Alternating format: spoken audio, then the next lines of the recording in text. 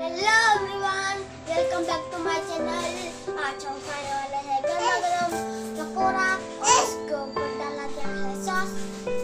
मेरे चैनल को सब्सक्राइब करना और अपने दोस्तों के साथ शेयर भी करना। हमारे चैनल को लाइक एंड सब्सक्राइब करना। तो चलो खाना स्टार्ट करते हैं।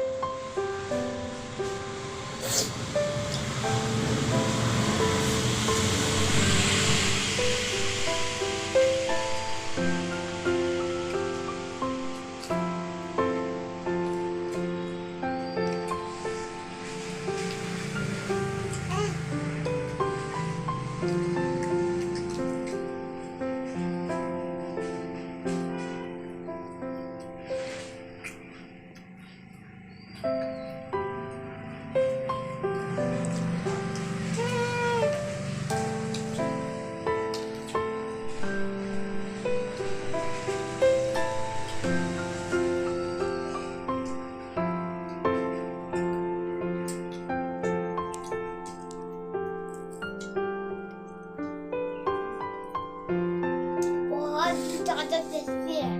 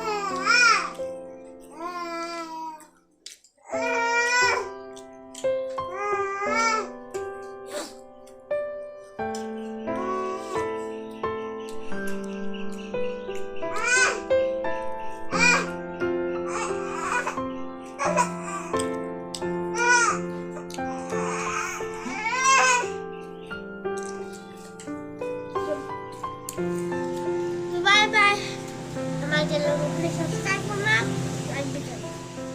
तो मिलते हैं अगली वीडियो पर।